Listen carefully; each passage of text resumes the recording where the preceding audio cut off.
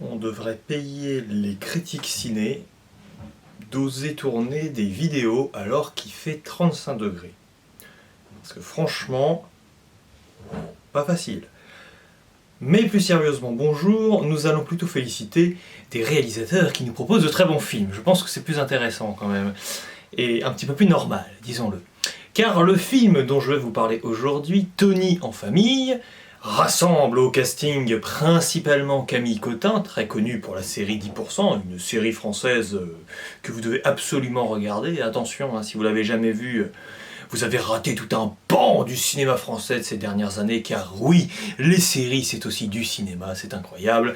Et nous avons aussi au casting des enfants, adolescents, bientôt adultes et encore très ados pour certains. En tout, 5 adolescents, on fait référence à Balasco dans un certain film, il faudra reconnaître lequel en commentaire, attention. Et donc des enfants, évidemment, dont elle a la charge, puisqu'il s'agit donc d'une famille monoparentale, mais absolument pas mono-enfantale. Je sais pas si ça se dit, mais vous voyez l'idée.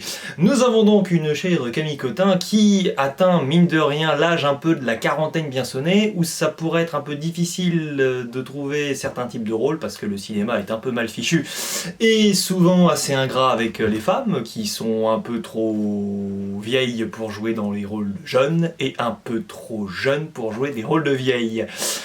Donc clairement ici, bon par ailleurs elle est rayonnante, elle est formidable évidemment Camille Cotin, comme toujours et comme d'habitude j'ai envie de dire, mais nous avons surtout ici un métrage qui va nous poser plusieurs questions. Un métrage qui est clairement le seul film de la semaine en termes de nouveautés qui m'intéressait, puisque je crois qu'il y a aussi le film qui sort, le nouveau film du réalisateur de Boîte Noire, mais alors moi, Boîte Noire, j'ai détesté, j'ai assez donné. Si de nouveau nous avions eu André Dussolier avec une voix de Batman, pourquoi pas, mais là je ne me suis pas laissé tenter. Nous avons donc un métrage qui nous pose plusieurs questions, le disais-je, mais surtout un film que j'ai particulièrement apprécié, parce que c'est un film qui me semble assez réaliste, et un film qui me parle beaucoup, parce que c'est un film d'une profonde humanité, mais aussi d'une profonde simplicité. C'est-à-dire qu'à la fois c'est un grand petit film, mais c'est aussi un petit grand film. À vous de faire un petit peu votre salade là-dedans et de faire votre choix. Si vous avez autant apprécié le film que moi, je l'espère, c'est un film que je recommande, évidemment. N'hésitez pas à me donner votre avis sur le film en commentaire, logique, pour discuter. Mais c'est un film qui m'a vraiment profondément marqué, je pense, parce que c'est un film qui est très drôle, vraiment. Il y a des moments très drôles, il y a des moments également très touchants et très tendres, qui sont liés au fait que c'est donc d'un réalisme fou, parce que t'as vraiment parfois l'impression d'être une petite souris qui vient un petit peu visiter une famille, observer comment elle agit au quotidien, et ça c'est vrai que ça marque profondément, surtout évidemment encore une fois que les jeunes acteurs s'en sortent très bien, c'est sûr qu'on aura juste Camille Cotin qui joue très bien et les autres qui jouent un peu comme des chèvres. Des fois les gamins dans les films ça fait un peu peur, tout comme les gamins dans les salles de cinéma. J'arrive dans la salle tranquillement, petite anecdote, une rangée d'ados, je me suis dit oh là là, j'ai un peu peur qu'ils soient dissipés, même s'il n'y a pas que les ados qui sont dissipés dans les films, attention, il faut rompre avec certains préjugés. Et les gamins se marrent parce que l'un des personnages dans le film s'appelle Timothée. Visiblement c'est très drôle, moi je trouve pas ça très marrant, surtout qu'il a un diminutif, c'est Tim, et Tim je trouve que c'est un prénom vachement classe, j'adore. C'est pas grave, passons au détail. Et donc, je comprends à un moment donné qu'en réalité, ces gamins qui se marrent dès qu'ils entendent le nom Timothée, en réalité, ils connaissent l'acteur qui interprète Timothée dans le film, donc finalement, ils ont été très sympathiques et très agréables pendant tout le film, jusqu'au moment où, à la fin du film, pour finir avec l'anecdote de séance, une autre, il y avait carrément un membre de la famille de Gilles Lelouch au cinéma et dans la salle dans laquelle j'étais, et j'ai vu d'ailleurs dans le générique à un moment défiler une personne qui s'appelait Lelouch. Donc est-ce que c'était cette personne? Ça, je me suis pas permis de demander, mais c'est fort probable. En tout cas, on est content, il y avait une belle ambiance, mais bon, au-delà de la belle ambiance, moi j'étais dans mon visionnage personnel du film, et franchement, oui, ça m'a vraiment convaincu, ça m'a vraiment conquis.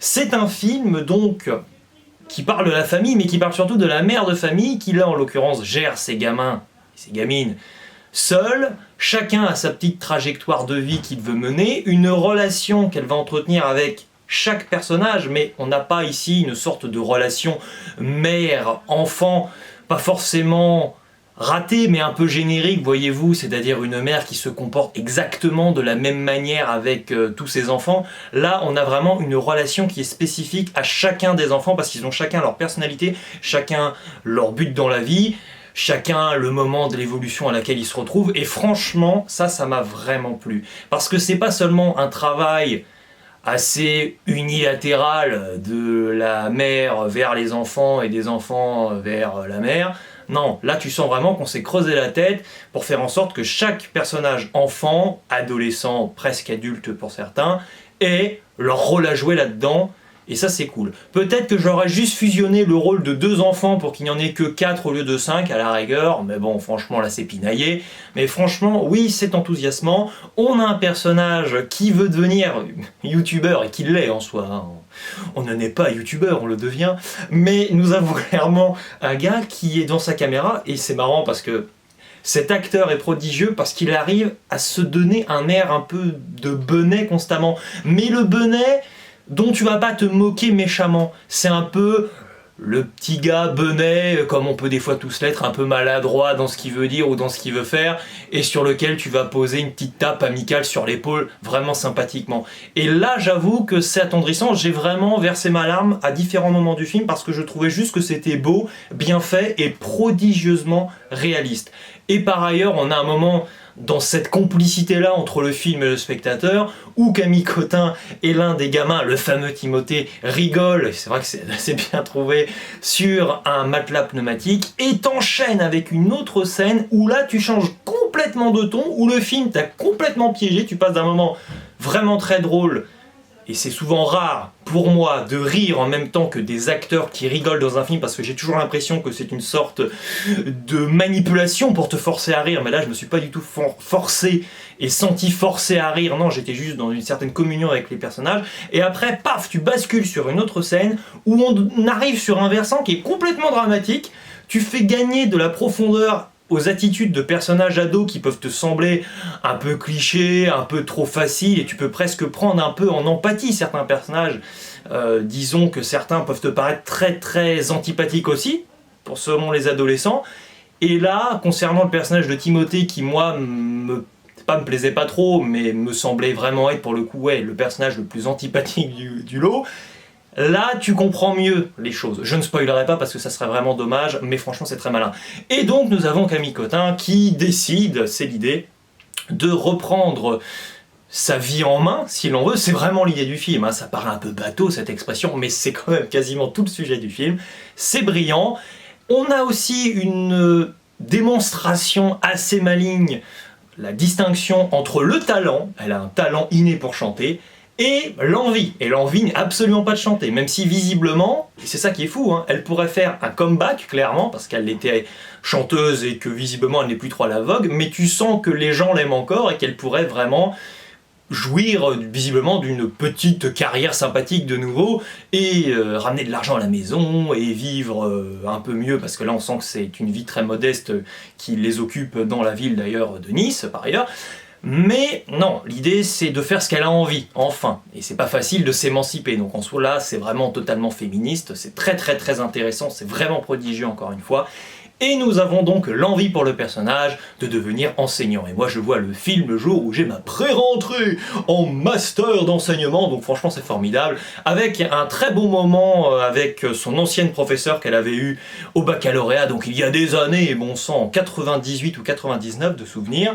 C'est-à-dire, et ça c'est un beau passage, la dame qui essaie d'encourager, là c'est quand même un vecteur vraiment féministe, hein, 2 femmes qui sont en train de parler de la carrière sans qu'on soit en train d'hypothéquer sur ce que pourraient en dire les hommes et tout, on s'en fiche, on n'est pas là pour ça, c'est très bien.